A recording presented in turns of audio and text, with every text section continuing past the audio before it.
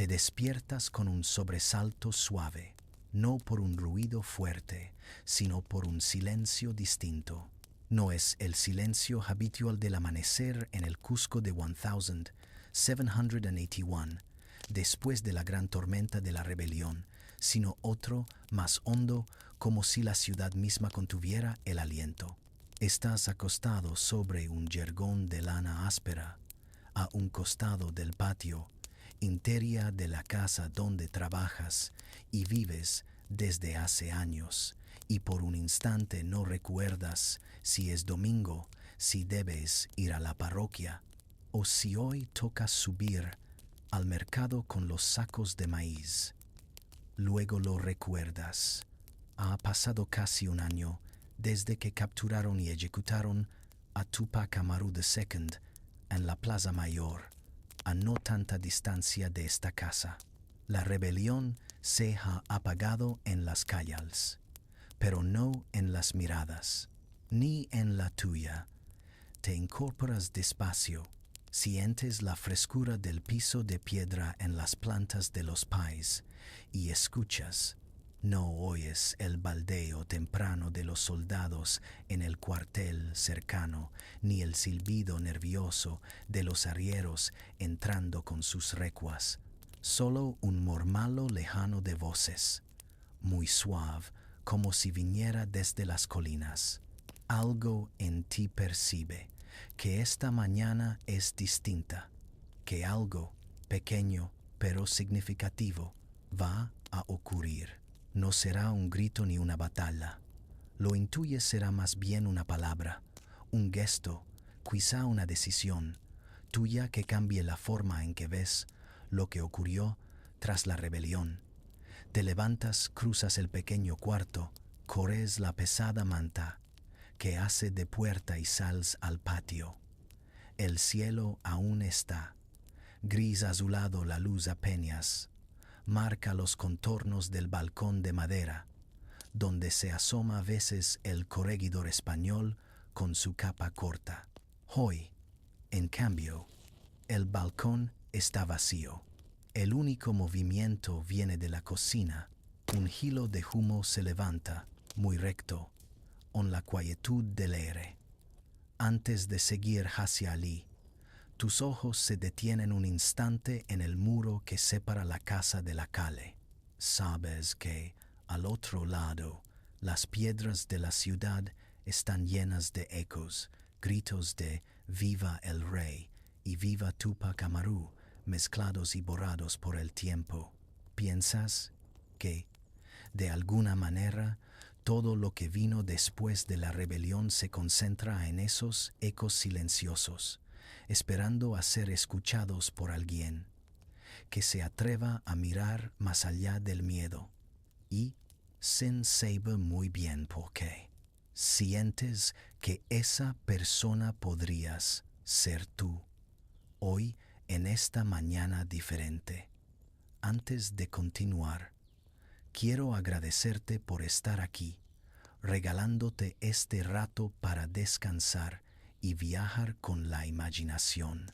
Si este tipo de historias te acompaña en tus noches y te ayuda a relajarte, te invito a dejar un me gusta y a suscribirte para seguir compartiendo más relatos tranquilos como este. También me encantaría saber desde qué ciudad o país me estás escuchando en este momento, si quieres. Escríbelo en los comentarios. Ahora sí, cierra los ojos si te apetece, acomódate y volvamos juntos a ese Cusco de 1781. Respiras hondo y atraviesas el patio. A tu paso, el canto tímido de un gallo rompe, al fin el silencio espeso. Cada sonido, por pequeño que sea, parece marcar el inicio de algo nuevo. Empujas la puerta de la cocina, la madera cruje familiarmente. Dentro, el calor del fogón te envuelve, mucho más amable que el frío de la madrugada. María la cocinera, una mujer quechua hablante de rostro ancho y manos firmes, remueve una ola en silencio. Sus trenzas negras caen, por la espalda lleva el luto colgando en sus ojos desde que, meses atrás, un primo suyo desapareció después de unirse a las fuerzas rebeldes. No habla de eso, pero tú lo sabes. Todos lo saben. Ya te despertaste, murmura sin mirarte. Hoy viene el visitador otra vez. Dicen que revisará las listas de los que ayudaron a Túpac Amaru. La frase cae en la cocina como una piedrita en un pozo hondo. Te acercas al fogón, sientes el calor en la cara. Visitador, preguntas en voz baja. ¿El mismo de la semana pasada? María asiente, aprieta los labios. La semana anterior ese visitador, enviado del virrey, había llegado a la casa del corregidor con un fajo de papeles y un aire de cansancio antiguo, como si llevara los ojos llenos de nombres y culpas. Interrogó a varios criados, revisó baúles, pidió vino, revisó más papeles.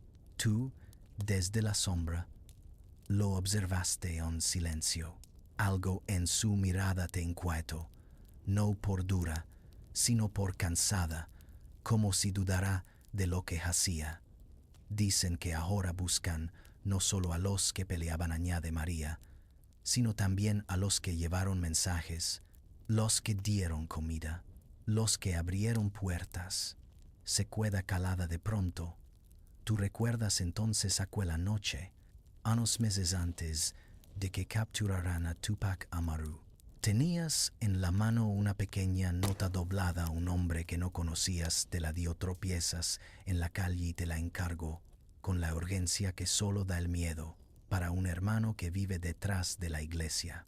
Aún sientes el cosquilleo de esa nota en tus dedos. La llevaste, sí, aunque dudaste. No supiste nunca qué decía, pero sospechas que te hizo partícipe, aunque fuese mínimamente, de algo más grande que tú.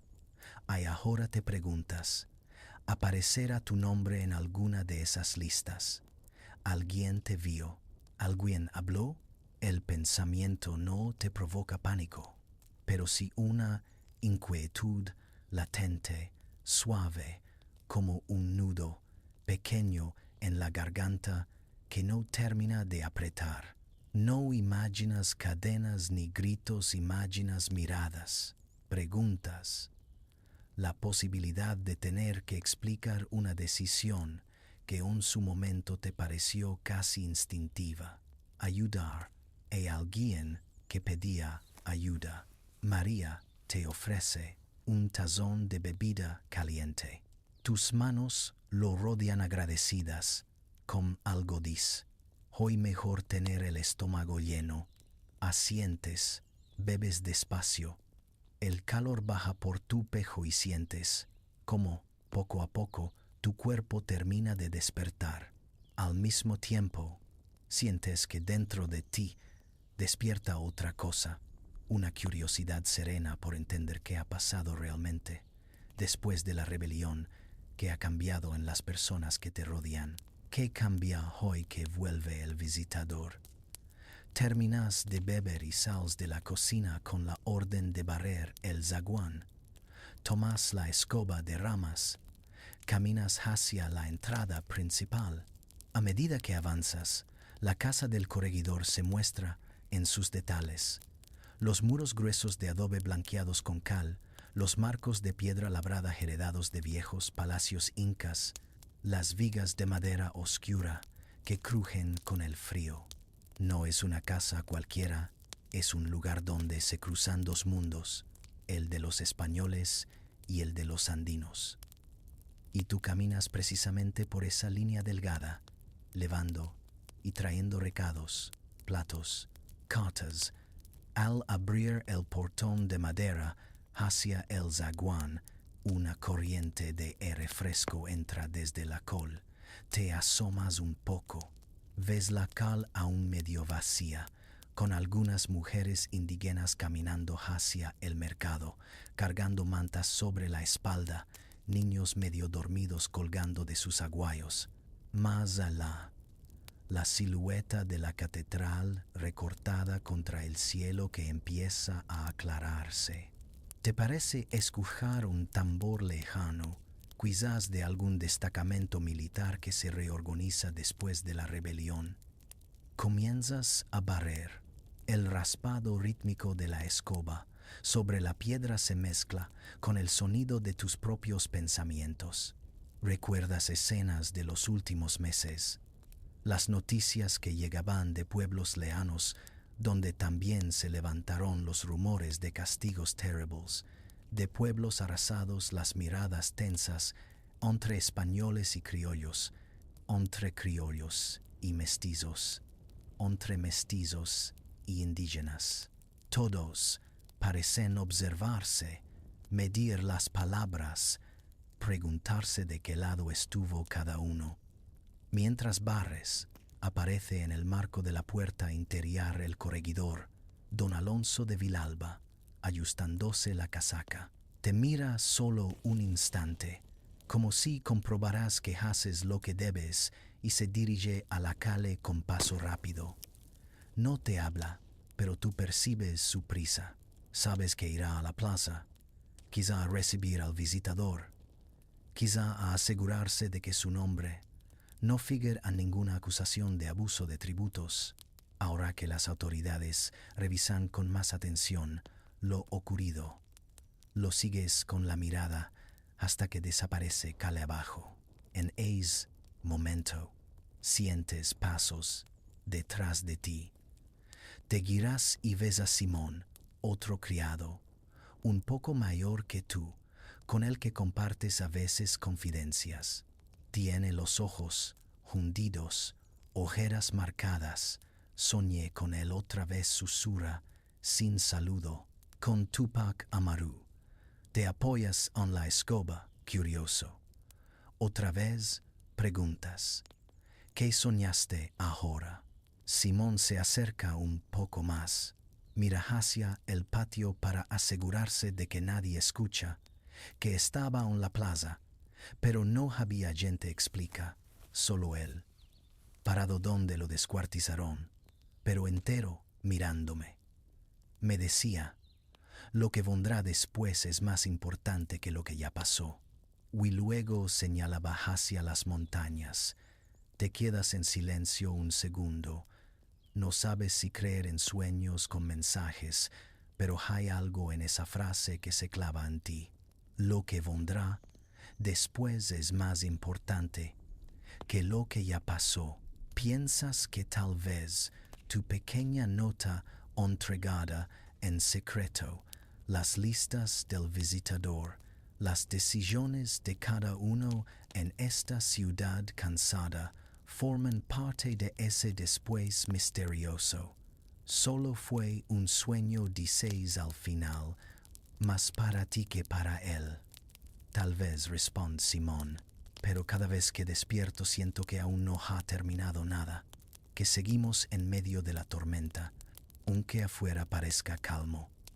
Lo miras bien, te das cuenta de que, en cierta forma, sientes lo mismo.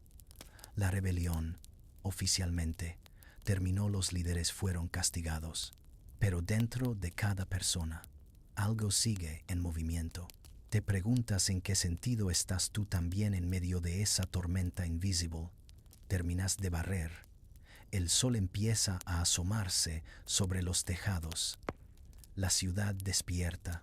Regresas al patio interior y, al cruzarlo, un mensajero joven entra apresurado por la puerta lateral.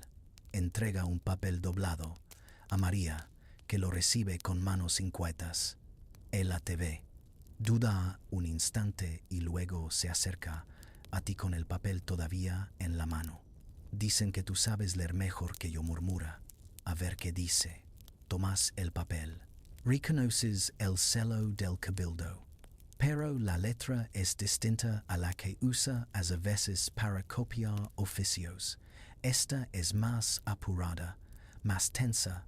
Lo abres y lees en silencio. Es una orden. Hoy llegará el visitador.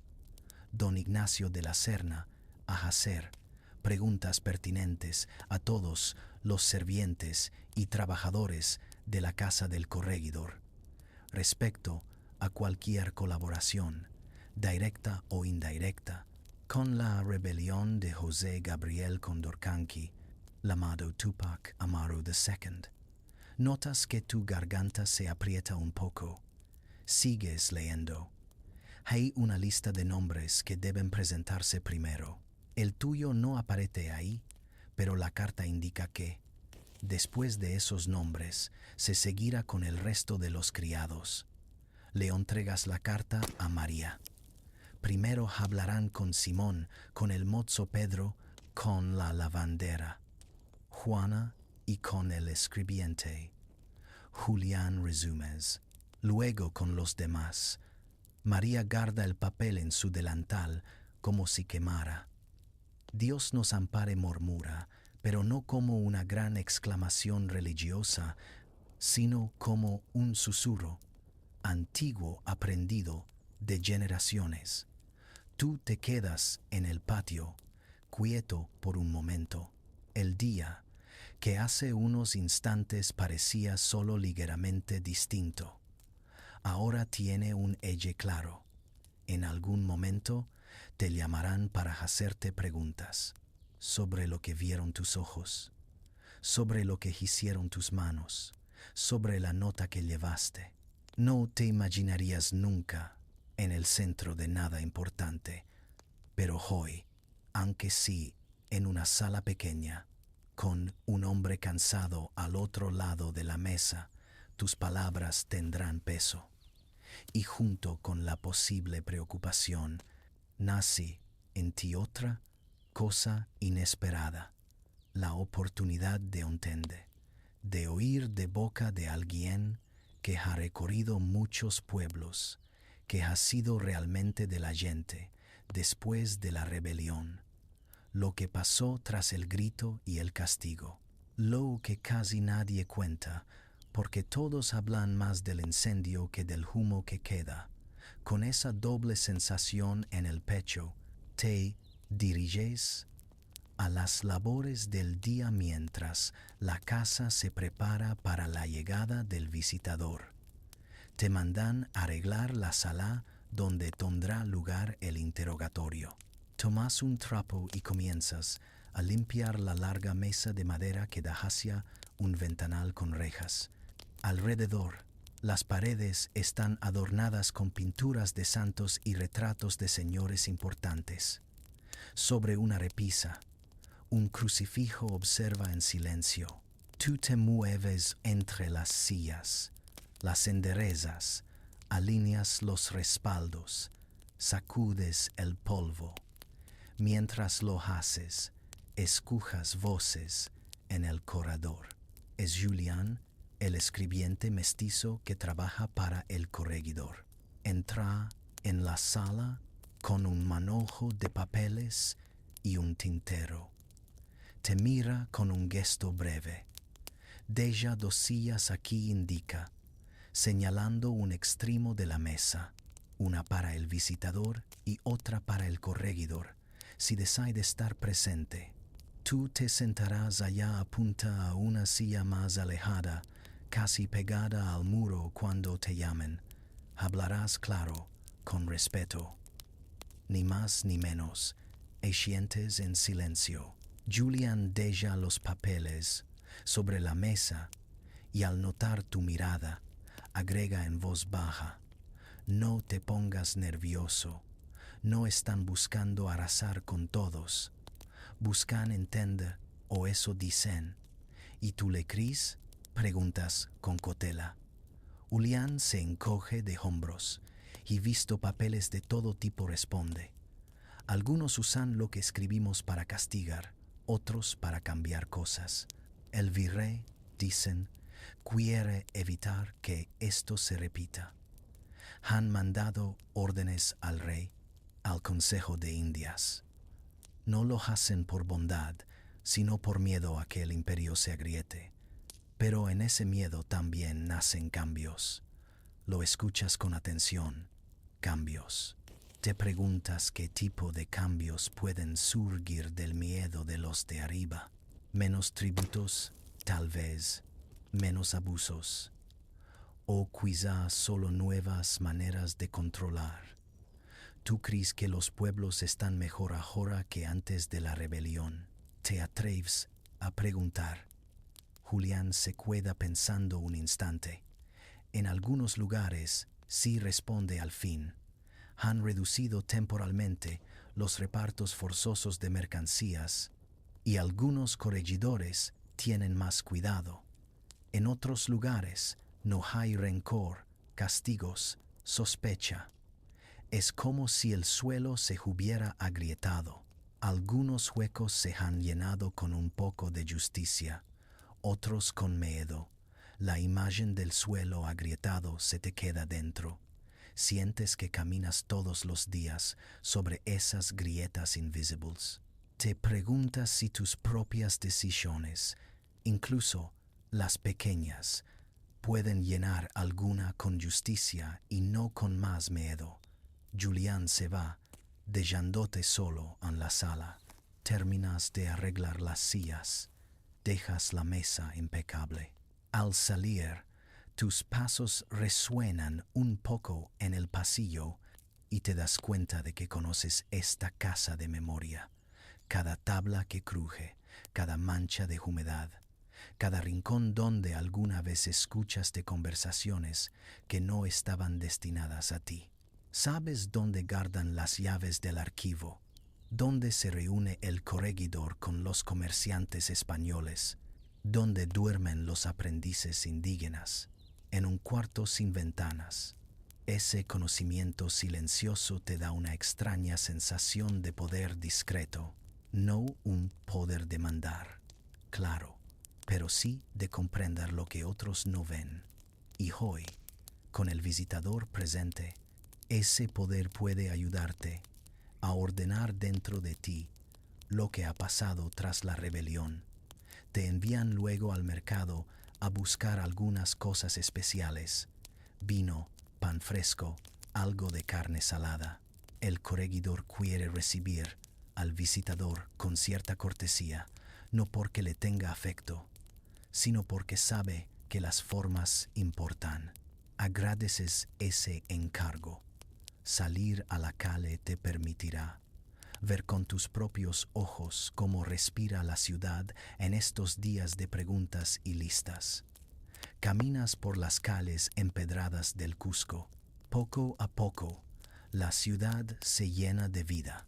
Vendedores que ofrecen sus productos, mujeres que conversan en quechua, soldados que pasan en pequeños grupos con sus uniformes deslucidos por tantas marjas.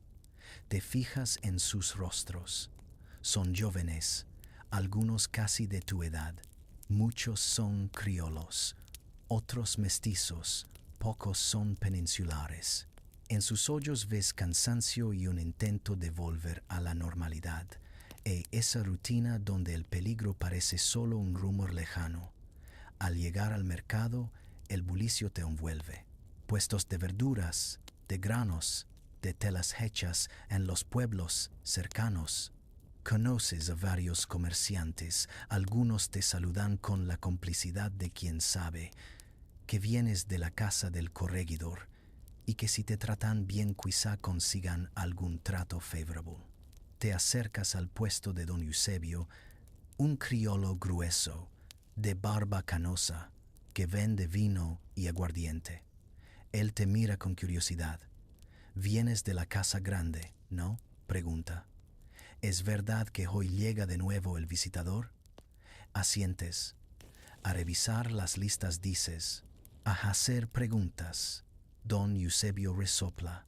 Preguntas, repite con ironía. Le van meses preguntando. Ya casi no queda quien no haya declarado algo, pero aún así, siguen apareciendo nuevos nombres. Tú sientes un ligero cosquilleo en la nuca, piensas en Simón, en María, en ti mismo. ¿Y tú, don Eusebio?, preguntas con cautela. ¿Crees que todo esto sirve de algo? Él se inclina un poco hacia ti. Te diré lo que creo, murmura. Antes, los de arriba creían que podían apretar sin límite, que los indios aguantarían siempre. Ahora han visto que no es así. Tienen miedo. Y cuando los poderosos tienen miedo, cambian cosas. No tantas como quisiéramos, pero algunas. Ya se rumorea que van a suprimir el cargo de corregidor y poner otro tipo de funcionario. Se quejan de que muchos corregidores abusaban demasiado, que eso encendió la rabia. Te sobresalta un poco escuchar eso. Suprimir el cargo de corregidor. ¿Qué significaría eso para don Alonso? Para esta casa donde trabajas, para ti. Pagas por el vino, guardas las botellas con cuidado en la canasta.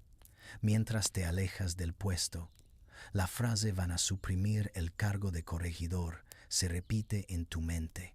Piensas en los papeles que ha visto Julián, en los rumores que corren por el mercado. Te das cuenta de que lo que ocurrió tras la rebelión no es solo castigo, sino también movimiento en el interior del propio sistema. Caminas de regreso a la casa, con la canasta pesando en tu brazo. Al doblar una esquina cercana a la Plaza Mayor, te detienes un momento. Allí, en ese espacio amplio, hace meses se concentraba la multitud. Allí escuchaste gritos, llantos, susurros. Miras ahora la plaza. Los vendedores han tomado nuevamente sus lugares. Los niños juegan. Los soldados patrulan sin demasiada prisa. El lugar físico es el mismo, pero tú lo ves distinto, como si las piedras guardaran una memoria que solo algunos pueden leer. Te acercas un poco más al centro de la plaza, donde todavía se ve una marca en el suelo, un recuadro de piedra un poco más clara. Allí Dyson colocaron al último Tupac Amaru para el suplicio. No quieres recrear esa escena. En cambio, piensas en otra cosa, en cómo, a pesar del terror, algunos se atrevieron a mirar sin bajar la vista, a guardar en su memoria cada detalle, para contarlo después.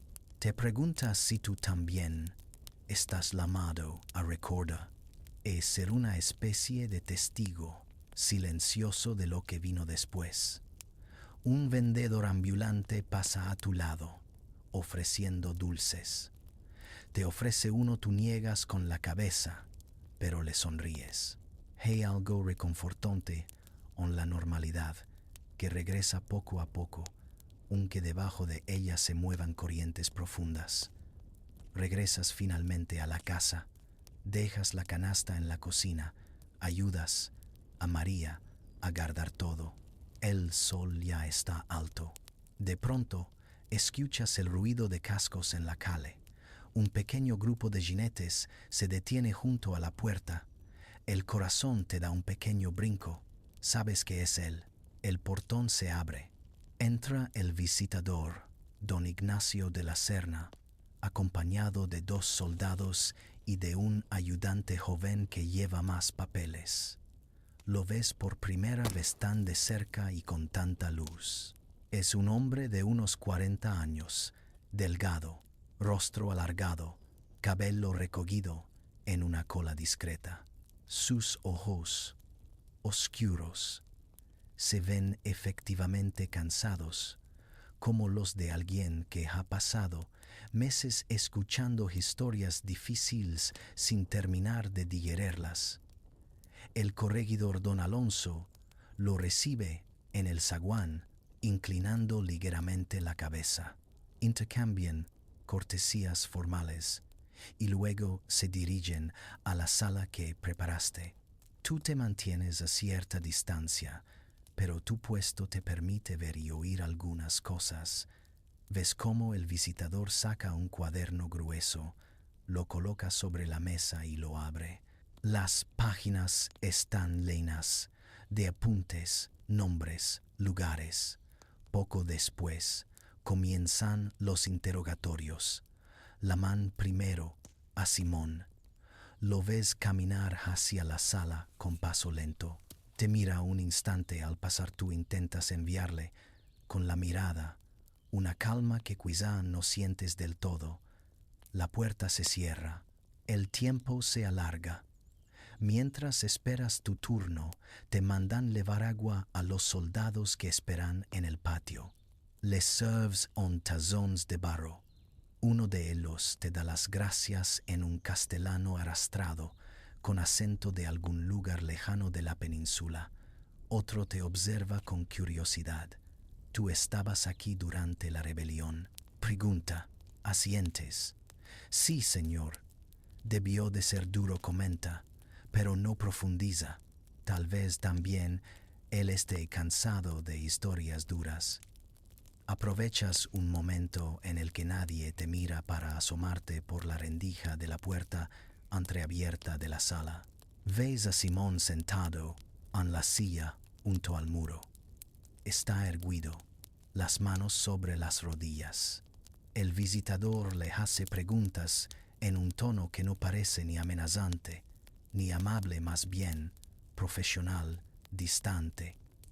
Y durante los días en que se supo que Túpac Amaru estaba cerca, viste entrar o salir de esta casa a personas que no fuesen habituales. Pregunta el visitador. Simón piensa un momento. Venían comerciantes, como siempre responde, y venían también algunos indios de los pueblos cercanos, traían quejas, suplicaban por el tributo y mensajes, insiste el visitador. ¿Notas? ¿Cartas? Simón hace una pausa pequeña. Eso no lo sé, señor, responde. Yo barría, limpiaba, llevaba agua. Las notas las manejaban otros. Sus palabras te tocan de cerca. Sabes que tú sí manejaste una, aunque no dentro de la casa del corregidor, sino entre las callejuelas detrás de la iglesia. Te preguntas si eso importa para el visitador, si se enterará. Te apartas de la puerta justo antes de que alguien te sorprenda espiando. Regresas a la cocina, ayudas a María. El tiempo se hace elástico, como si se estirara y encogiera con cada voz que se levanta en la sala de interrogatorios. Sael Simón, con el rostro un poco pálido, pero entero. No tienen tiempo de hablar. Enseguida llaman a Juana, luego a Pedro, luego a otros. Por fin oyes tu nombre. Que pase, dice la voz de Julián desde la puerta. Te toca, respiras hondo, sientes tu cuerpo ligero y al mismo tiempo un poco más firme. Caminas por el pasillo hacia la sala. Al cruzar el umbral, el aire parece cambiar de densidad. La luz entra por la ventana, dibujando sobre la mesa una franja clara. Te sientas en la silla pegada al muro. Frente a ti, el visitador, con su cuaderno abierto, y a un lado, el corregidor te observa con una mezcla de superioridad y discreta inquietud. El visitador te mira directamente. Sus ojos no parecen hostiles, parecen, sobre todo, muy atentos. Dime tu nombre completo, dice, pluma en mano. Se lo dices, anota. ¿Desde cuándo trabajas en esta casa? Responds. Él apunta de nuevo. Su escritura es rápida, segura. Las primeras preguntas son casi rutinarias. ¿Desde cuándo vives en la ciudad? ¿Qué tareas haces? ¿Con quién convives? Responds con calma, tratando de no extenderte ni recortar detalles importantes. A medida que hablas, te vas relajando un poco. Te das cuenta de que tu voz suena más firme de lo que esperabas. En un momento, sin embargo, el visitador se inclina un poco hacia adelante. En los meses previos a la captura de José Gabriel Condorcanqui, dice, usando el nombre que figura en los papeles, se ha registrado que cruzaron por esta ciudad diversos mensajeros hacia los pueblos de la región. Algunos de ellos pasaron cerca de la casa del corregidor. ¿Viste tú alguno? ¿Recuerdas alguna situación en particular? Sientes cómo el recuerdo de la nota vuelve, nítido, como si el papel estuviera otra vez entre tus dedos. Podrías mentir y decir que no recuerdas nada, que tú no te fijas en esas cosas. O podrías contar una parte de la verdad, no toda quizá, pero sí la que consideras que tiene sentido compartir. Tomás R. Una noche empiezas, cuando ya había toque de queda, yo volvía de llevar un encargo a la casa de un comerciante. En una esquina, un hombre me tropezó. Parecía muy apurado. Me puso en la mano un papel doblado. Me pidió que lo llevara a una casa detrás de la iglesia. Dijo que era importante. Yo lo hice. No supe nunca qué decía ni para quién era exactamente. Hablas despacio, midiendo cada palabra. Sientes la mirada del corregidor sobre ti, pesada, como si quisiera atravesarte el pecho. El visitador, en cambio, no muestra sorpresa. Anota, ¿recuerdas cómo era ese hombre? Pregunta. Cierras un momento los ojos. Tratas de traer a tu memoria su rostro. Era mestizo Dices, de mediana estatura. Llevaba un sombrero viejo, una manta oscura. Tenía miedo, eso lo recuerdo. Miraba hacia todos lados.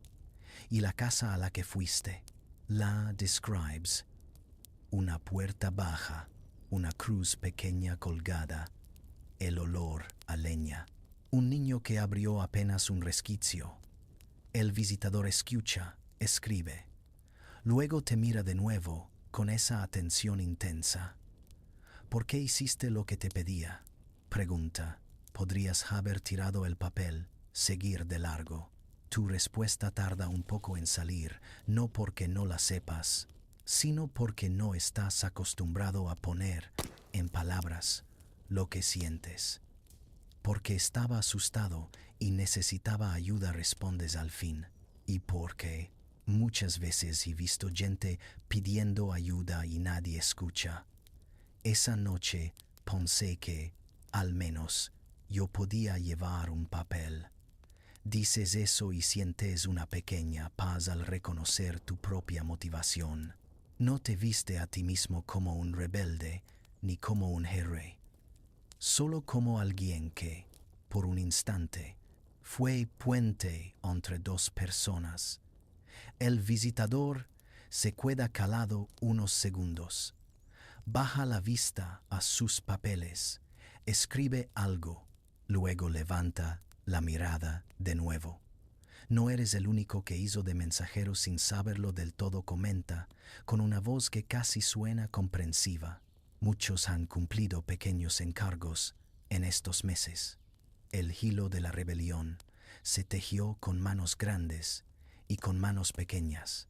No estamos aquí para castigar cada hebra, sino para entender el tejido.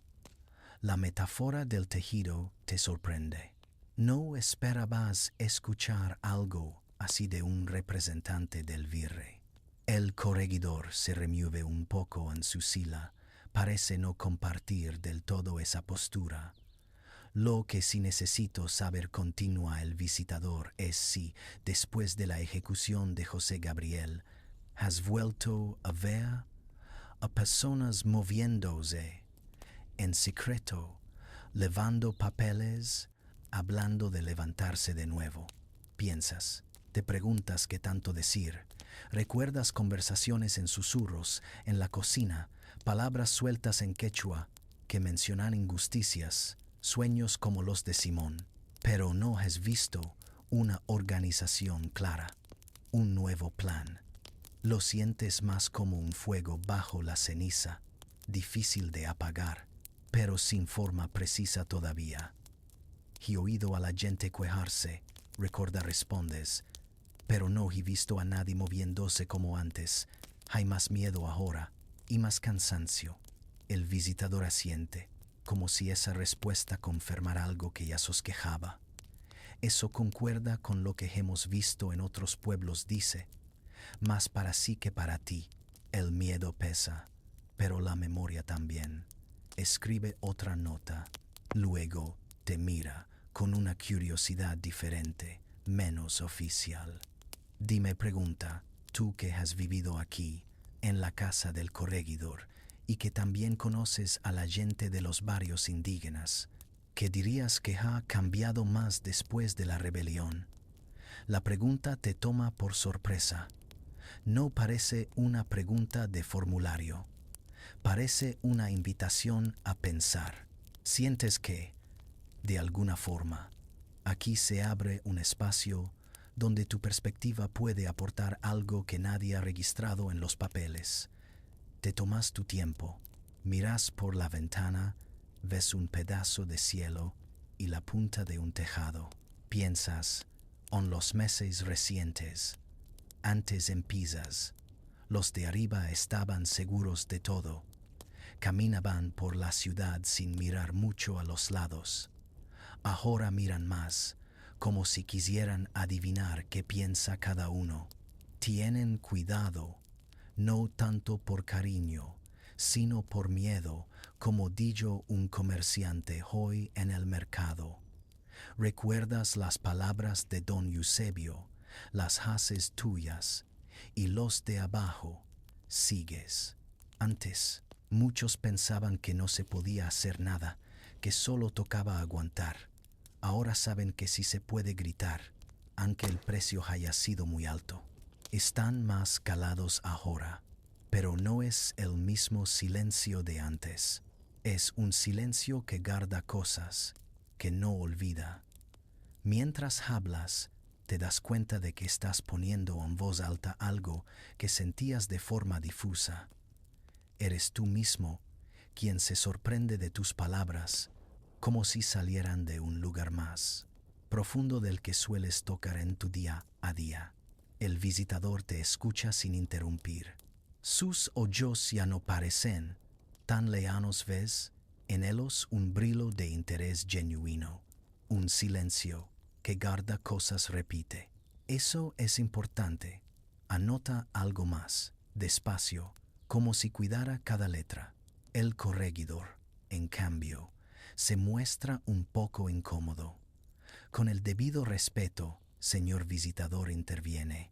No olvidemos que aquí venimos a buscar información concreta sobre posibles cómplices, no reflexiones filosóficas de un criado. Su tono es seco. Tú sientes un leve calor subir a tus mejillas, pero el visitador levanta la mano, cortando el comentario. A veces responde con calma. Las reflexiones de quienes han vivido las cosas desde abajo nos ayudan a escribir mejor las órdenes que vendrán desde arriba. Si queremos que algo cambie, necesitamos escuchar más voces. El silencio que sigue es denso, pero no hostil. Tú no sabes exactamente qué significan esas órdenes que vendrán, pero intuyes que en ellas se decidirá parte del destino de muchos, incluido quizá el tuyo. El interrogatorio termina sin acusaciones, sin amenazas. El visitador te agradece, anota tu última respuesta y te indica que puedes retirarte. Te levantas, haces una leve inclinación y sales de la sala.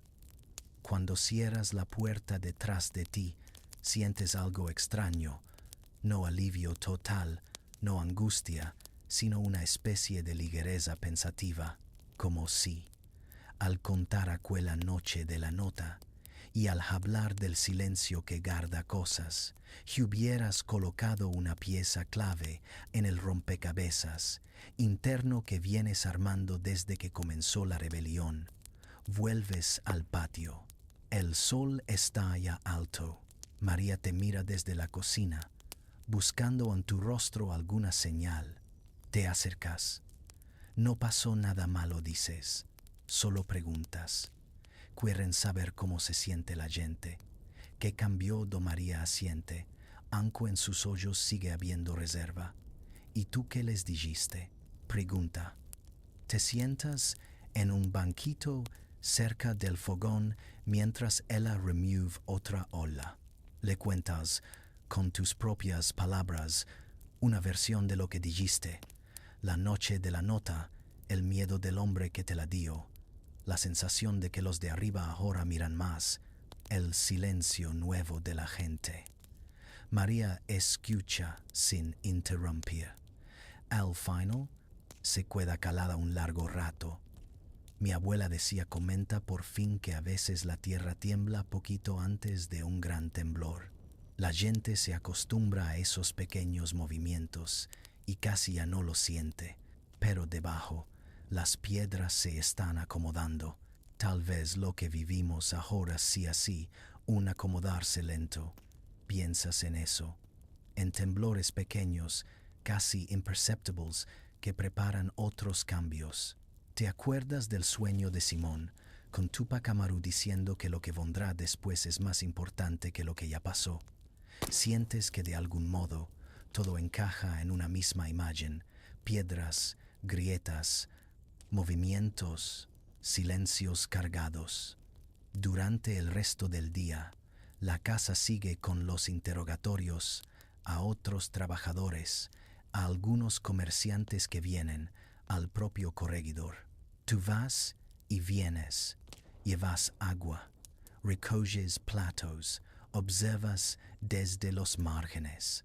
No te llaman de nuevo, tu papel en esa sala ha terminado, pero tu mente sigue trabajando.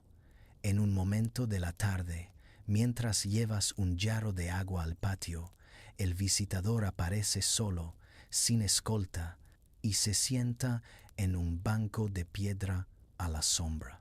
Tiene el cuaderno cerrado en las manos. Se frota el puente de la nariz con gesto cansado. Debe pasar. Acércate un momento, te dice. Te detienes, obediente. Te colocas a una distancia respetuosa, pero lo bastante cerca para oírlo. Has vivido aquí desde antes de que empezara todo este asunto, comenta. Has visto la ciudad antes y después. Si tuvieras que contarle a alguien, dentro de muchos años, qué fue lo más importante de lo que ocurrió después de la rebelión, no de la rebelión misma, sino de lo que vino después, ¿qué dirías? La pregunta te sorprende. Te mira como si no estuviera interrogando a un testigo, sino pidiendo consejo. Sientes de nuevo esa invitación a pensar hondo, más allá de lo que se suele decir. Te tomas tu tiempo. Escuchas los ruidos del patio.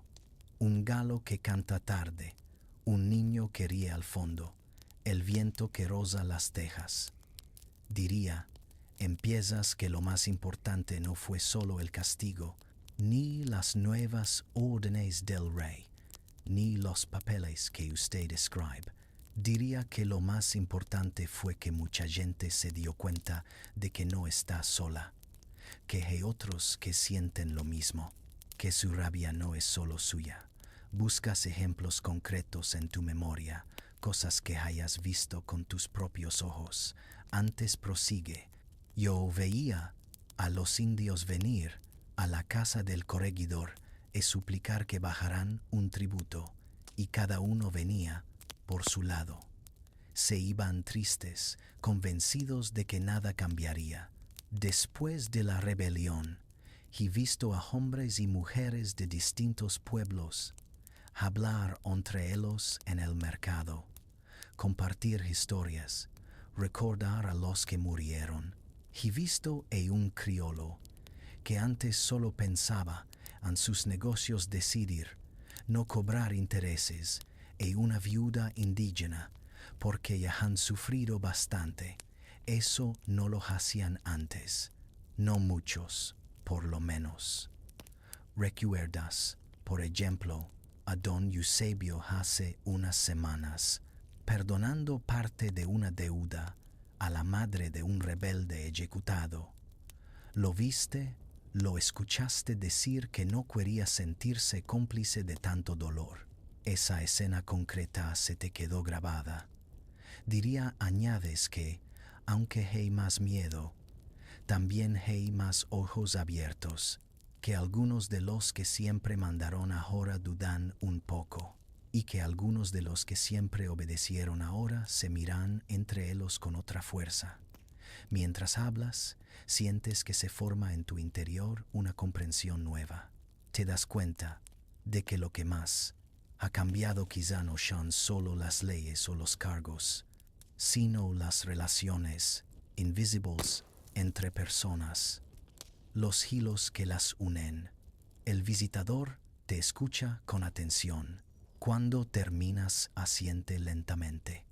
En los pueblos del altiplano comenta, he visto algo parecido. Comunidades que antes no hablaban entre ellas ahora se mandan recados, se ayudan a resistir abusos. He visto también mucha tristeza, mucho miedo, pero debajo, como tú dices, hay ojos abiertos. Se queda un momento en silencio, mirando el cuaderno cerrado en sus manos. Nosotros refiriéndose claramente a los funcionarios reales, hemos empezado a discutir medidas, reducir tributos, vigilar mejor a los corregidores, enviar más visitas como la mía. Algunos creen que con eso bastará para que todo siga igual que antes. Yo no estoy tan seguro, porque, aunque cambiemos papeles, ustedes ya no son los mismos. Te sorprende escuchar eso de su boca. No lo dice con amenaza, sino con una especie de reconocimiento factual, casi respetuoso. Ustedes ya no son los mismos, repite, y eso, quizás, es lo que más temor da a algunos de los que mandan. Se levanta del banco, parece más ligero después de hablar, como si también él necesitara compartir sus propias dudas con alguien fuera de su círculo. Gracias por tus palabras, dice, retomando su tono más formal. Tal vez, cuando escriba mi informe al virrey, recuerde lo que has dicho del silencio que guarda cosas. Asientes, sin saber muy bien cómo responder. Lo ves alejarse por el corredor. Sientes que de alguna manera has intervenido en algo que va más allá de ti, en la manera en que un hombre que escribe informes para el poder entiende lo que ocurre en estas tierras. La tarde avanza. Poco a poco, el movimiento en la casa disminuye. Los interrogatorios terminan. Los soldados se preparan para partir con el visitador al día siguiente, hacia otro pueblo, otra ciudad, otra lista de nombres. El corregidor permanece un rato encerrado en su despacho, luego sale con el rostro serio, más pálido que de costumbre. No sabes qué le habrán dicho, pero sospechas que esas reformas de las que tanto se rumorea, la posible supresión de los corregidores, la creación de intendencias, ya están tocando su puerta. Te mandan a encender algunas lámparas de aceite en los pasillos. Lo haces con gesto automático, pero tu mente sigue repasando el día. La nota que llevaste meses atrás, la sala de interrogatorios, los silencios que has descrito, la conversación en el patio. Te das cuenta de que, al hablar, no solo has informado al visitador, también te has informado a ti mismo, has ordenado recuerdos, sensaciones dispersas.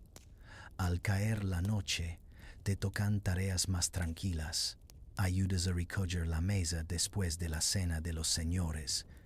Llevas sobrantes de comida a la cocina. Ali, encuentras a Simón y a María sentados junto al fogón, más relajados ahora que todo parece haberse calmado. ¿Crees que habrá más rebeliones? Pregunta Simón de pronto. rompiendo un silencio largo. La pregunta flota en el aire. No tiene la urgencia de un miedo inmediato, sino la curiosidad de quien ya ha visto una tempestad y se pregunta si el cielo puede volver a romperse igual.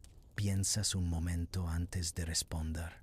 Vuelven a tu mente las palabras del visitador, las de don Eusebio, las de María sobre los temblores pequeños. Tal vez dices al fin, tal vez sí, cuando el suelo se agrieta una vez, es difícil dejarlo como estaba, pero creo que, antes de eso, seguirán pasando cosas más pequeñas que también son importantes, gente que se atreve a decir que no, comerciantes que dejan de abusar tanto, funcionarios que escriben informes diferentes. No son gritos como los de Tupac Amaru, pero son voces.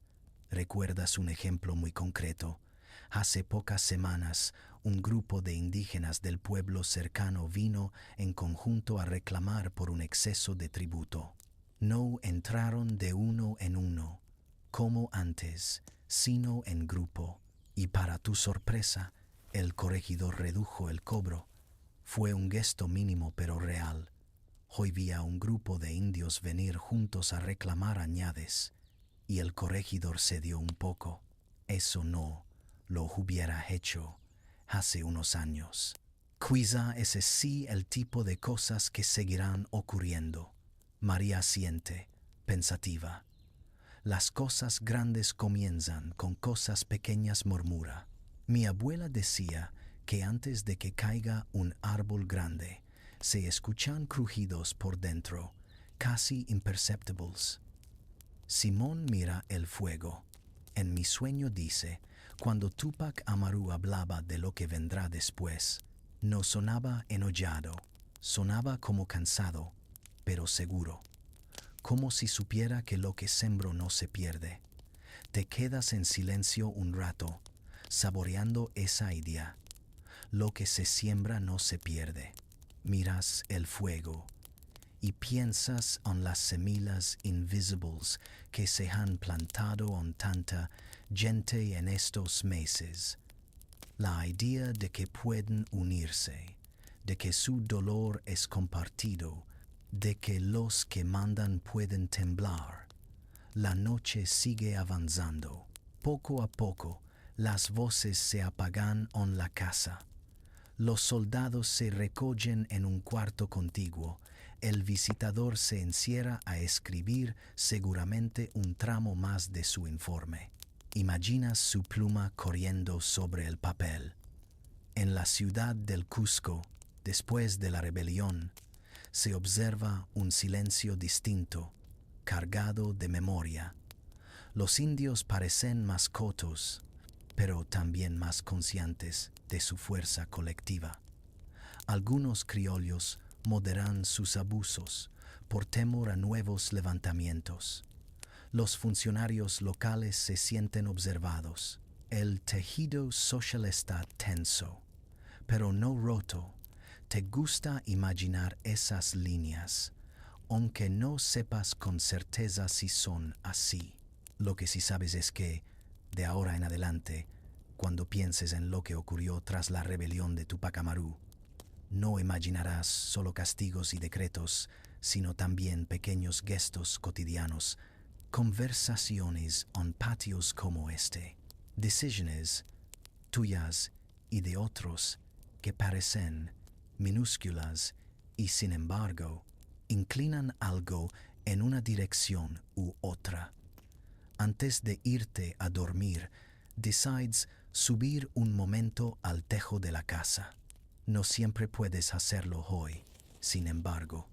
Sientes una necesidad especial de mirar la ciudad desde arriba. Buscas la escalerita estrecha que sube a la azotea. Subes peldaño a peldaño. Al salir, el aire de la noche te recibe fresco, casi frío, pero limpio. Sobre ti, un cielo oscuro salpicado de estrellas. Frente a ti, la silueta del Cusco, tejados, torres de iglesias, algunas luces dispersas que parpadean. Te acercas al borde, apoyas los codos en el pretil bajo de piedra. Desde aquí, la ciudad parece más tranquila, como un animal grande que duerme. Sin embargo, tú sabes que debajo de esa quietud se esconden recuerdos intensos, dolores recientes, esperanzas que apenas se atreven a pronunciarse. Miras hacia la Plaza Mayor. La ves como un rectángulo menos oscuro, con algunas antorchas. Piensas en todo lo que has visto en los últimos meses. Piensas también en lo que verá en los próximos años. Otras revueltas quizá, otras reformas, otras generaciones que recuerden aquel 1781 como un antes y un después. Luego miras hacia las montañas que rodean la ciudad. Sus siluetas se recortan contra el cielo. ¿Recuerdas la imagen del sueño de Simón, con Tupac Amaru señalando precisamente hacia esas montañas? Lo que vendrá después es más importante que lo que ya pasó. Te preguntas si te tocará ver ese después grande, o si tu papel es, más bien, cuidar y nutrir los después pequeños, los que ocurren en cocinas, mercados, patios, mientras el mundo oficial mira hacia otras partes. Te das cuenta de que, aunque sigues siendo un criado humilde en la casa de un corregidor que quizá pronto deje de serlo, no te sientes del todo insignificante.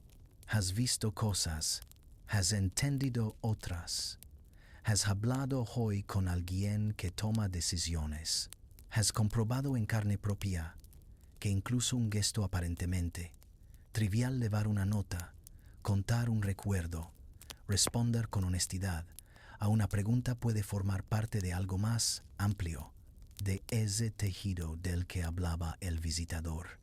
Y sobre todo, has comprendido algo concreto. Lo que ocurrió tras la rebelión de Tupac Amaru no fue solo una ola de castigo, sino también el comienzo de una larga conversación silenciosa entre los de abajo y los de arriba, entre el miedo y la memoria, entre el deseo de controlar y la fuerza de quienes aprendieron a ver unos a otros. Con ese pensamiento, respiras hondo. Dejas que el aire frío entre en tus pulmones y salga lentamente. Sientes cómo, con cada exhalación, tu cuerpo se afloja un poco más. Las tensiones del día, el interrogatorio, los recuerdos, las conversaciones empiezan a asentarse en un lugar más profundo de ti, no como nudos, sino como piedras que encuentran al fin una posición estable en el cauce de un río. Te quedas un buen rato allí arriba, en silencio. No necesitas pensar ya tanto, basta con estar, observar las luces lejanas, escuchar algún perro que ladra, sentir la quietud creciente de la ciudad. Poco a poco, la tendencia natural de tu cuerpo hacia el descanso se impone. Los párpados se sienten más pesados, los músculos más sueltos. Antes de bajar, ejas una última mirada al conjunto, la casa del corregidor, la plaza, las calles, las montañas. Y en tu interior reconoces algo tranquilo. Pase lo que pase con leyes, cargos, rebeliones futuras, tú has encontrado hoy una forma de estar en medio de todo eso sin perderte, de notar los pequeños cambios, de ser testigo de lo que muchos quizás no vean. Desciendes la escalerita con cuidado, entras de nuevo en la penumbra de la casa. El patio está casi a oscuras, solo alguna lámpara sigue encendida, dibujando sombras suaves en las paredes. Cruzas el patio despacio, escuchando el eco de tus pasos apagados sobre la piedra. Tu cuarto te espera, modesto, con su jergón y su manta, pero esta noche lo sientes distinto, casi como un refugio que has conquistado después de un largo día de preguntas y respuestas. Te acuestas. La lana áspera te resulta curiosamente reconfortante. Te acomodas de lado, recogiendo las piernas, encontrando la postura que tu cuerpo conoce bien. Afuera, el murmullo de la ciudad se ha reducido a casi nada, solo algún sonido lejano, ya sin forma, llega hasta ti. Cierras los ojos, dejas que las imágenes de la jornada pasen lentas por tu mente. El amanecer silencioso, la sala del interrogatorio, la plaza, el mercado, la conversación con el visitador, el tejo bajo las estrellas. No te aferras a ninguna, las dejas desfilar, como si fuesen escenas de una historia que ya ha encontrado su lugar dentro de ti. Sientes que el pequeño nudo de inquietud con el que despertaste se ha transformado. Ya no es un peso indefinido, sino una comprensión tranquila. Vives en un tiempo de cambios, sí, pero cambian también tus propios ojos, tu manera de mirar, tu forma de entender, que hasta los gestos más discretos tienen un eco. Con esa calma nueva, con ese silencio, intuiría que ya no solo guarda cosas, sino que las ordena suavemente. Tus pensamientos se van volviendo más vagos, más lentos. El cansancio dulce del cuerpo te envuelve y la noche del Cusco de 1781 te abraza al fin. Mientras te deslizas poco a poco hacia un sueño profundo, donde las voces del día se diluyen y solo queda la quietud serena de saber que por hoy todo ha encontrado su sitio.